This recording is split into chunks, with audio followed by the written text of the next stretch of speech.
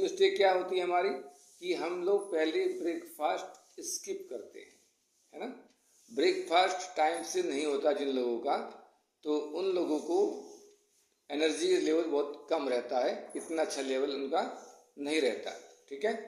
तो breakfast skip करने वालों की एनर्जी कम होती है, ठीक है। दूसरा, जो लोग वाटर इनटेक कम करते हैं, ठीक है, जब प्यास लगी तो बहुत सारा पानी एक साथ पी लेंगे, लेकिन जब तक प्यास नहीं लग जाती, जब तक प्यास कब लगती है, जब आपकी बॉडी में पानी की पूरी तरह से कमी हो जाती है, तब आपका गला सूखता है, तब आपको प्यास लगती है, फील होती है, ठीक है। लेकिन पानी जरूरत तो हमें हमेशा है, ठीक है।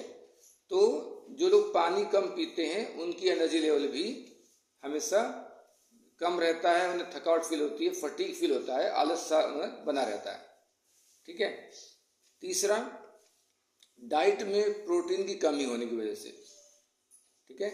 प्रोटीन हमारी मसल्स को बनाता है, ठीक है, और प्रोटीन के अंदर जो एनर्जी मिलती है वो लगातार मिलती है, ठीक है, कंटिन्यू एनर्जी उससे बनी रहती है। तो जो प्रोटीन इंटेक कम करते हैं, या पहले प्रोटीन आपका कम था, बॉडी में जा रहा था, जिसकी वजह से आपकी एनर्जी पहले कम रहती थी, और अभी प्रोटीन हमने अच्छा कर लिया तो हमारी एनर्जी बहुत अच्छी हो गई है, पहले से बेटर हो गई है, ठीक है। तो प्रोटीन इंटेक कम करने वालों की एनर्जी भी कम रहती है। फिर नींद बहुत इम्पोर्टेंट है। नींद अगर पूरी नहीं होती है, या नींद आपकी अच्छी क्वालिटी नींद आपको नहीं ले रहे हो, तो भी आपको एनर्जी लेवल आपका कम रहता है।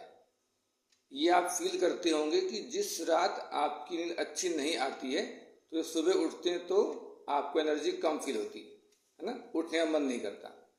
और जब नींद अच्छी आती है तो ऑटोमेटिक बॉडी हल्की फील करती है और एनर्जेटिक फील करती है, और हम इजीली उठ जाते हैं, राइट। तो नींद का अच्छा होना बहुत इंपॉर्टेंट है एनर्जी लेवल को बनाए रखने के लिए। नेक्स्ट पॉइंट, बहुत देर तक बैठे रहना, ठीक है। जब लंबे टाइम तक बैठे रहते हैं तो भी हमारी बॉडी में आलस आ जाता है, हमारा एनर्जी लेवल कम हो जाता है, ठीक है। तो इसलिए बीच बीच में उठते रहना चाहिए, मूवमेंट करते रहना चाहिए, लगातार लंबे समय तक नहीं बैठना चाहिए, ठीक है। नेक्स्ट, एक्सरसाइज की कमी ना, फिजिकल मूवमेंट कम रखना। तो जिनका फिजिकल मूवमेंट कम होता है उनकी एनर्जी भी कम रहती है। आपने देखा होगा जब बहुत लंबे टाइम तक बैठे रहते हैं तो क्या होता है, बॉडी में आलस आता है, ठीक है, और बदन में अंगड़ाई लेते हैं लोग बैठे बैठे, मुंह में नींद आने लगती है, अजभाई लेते हैं ना, मुंह खोलने लगते हैं। तो क्या है, वो आपका फटीक हो रहा है, एनर्जी वहाँ पे कम फील हो रही है, तभी आपकी बॉडी इस प्रकार से वो आपको एक्टिविटी करती है, ठीक है। तो बहुत लंबे टाइम तक बैठे रहना, बहुत लंबे टाइम तक एक्टिविटी ना करना, मूवमेंट ऑफ बॉडी को ना रखना, ये भी कारण होते हैं जिसकी वजह से हमें एनर्जी कम फील होती है, ठीक है। और सबसे ज़्यादा जो हमें थकाता है वो क्या है, स्ट्रेस। अगर आप किसी चीज़ को लेकर परेशान हैं, माइंड में कोई चीज़ चल रही है, तो सबसे ज़्यादा एनर्जी आपकी वो कंज्यूम करता है, ठीक है। तो स्ट्रेस को भी मेंटेन करना बहुत ज़रूरी है।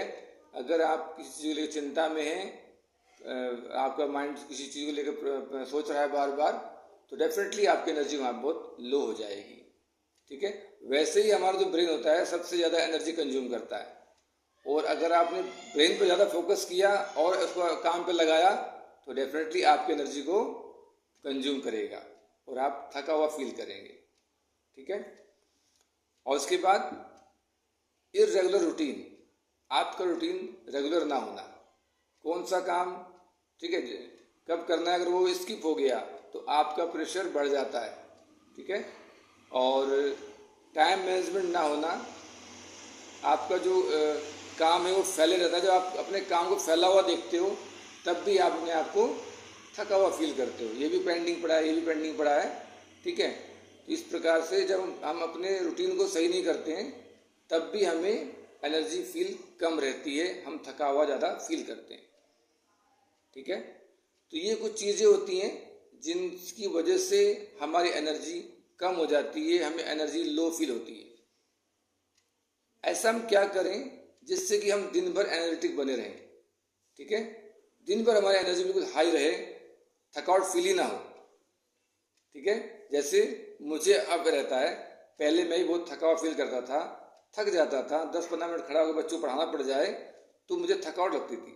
ठीक है, तो उसके कई कारण थे। तो मैंने क्या चेंज किया, और आपने भी कुछ बदलाव किया होगा, नोटिस आप करेंगे कि आपने वाकई ये चेंज किए हैं, जिसकी वजह से आपके अंदर बॉडी में ये बदलाव आया है। सबसे पहले आपका ब्रेकफास्ट। आपका ब्रेकफास्ट प्रोटीन और फाइबर रिच होना चाहिए। ठीक है, तो जब से आपने न्यूट्रिशन लेना स्टार्ट किया है तो उसमें आपको 24 से 29 ग्राम तक इजीली प्रोटीन मिल जाता है, जिसकी वजह से आपकी जो दिन शुरुआत होती है वो बहुत ही अच्छी होती है। ठीक है, और आपकी एनर्जी दिन भर मेंटेन रहती है, क्योंकि आपने प्रोटीन रिच ब्रेकफास्ट लिया है।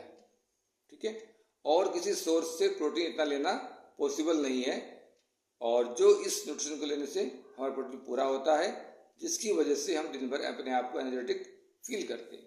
तो प्रोटीन और फाइबर रिच ब्रेकफास्ट इम्पॉर्टेंट है हमें दिन भर एनर्जेटिक रखने के लिए। दूसरा पॉइंट, बैलेंस मील।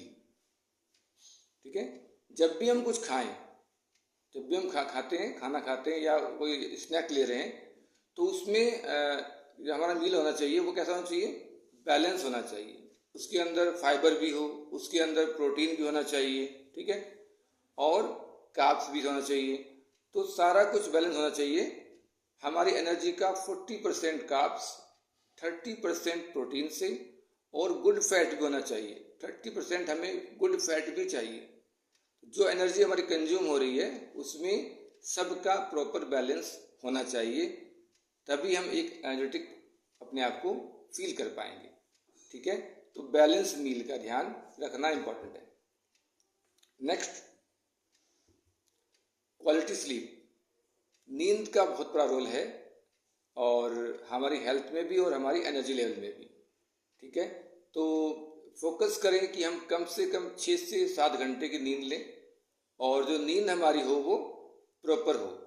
ठीक है, गुड स्लीप कैसे ले सकते हैं, उसके लिए क्या करना चाहिए, जब स्लीप पे टॉपिक होगा या होता है तो आपको वहां पर बताया जाता है ना।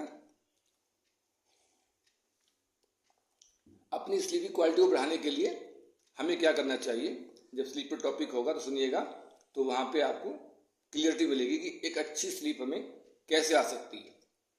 तो फोकस करना है कि हम जो है अच्छी स्लीप लें, क्वालिटी वाली स्लीप लें, डीप स्लीप लें, ताकि हमारी बॉडी रिलैक्स हो सके और नेक्स्ट डे के लिए हमारी बॉडी प्रिपेयर हो सके।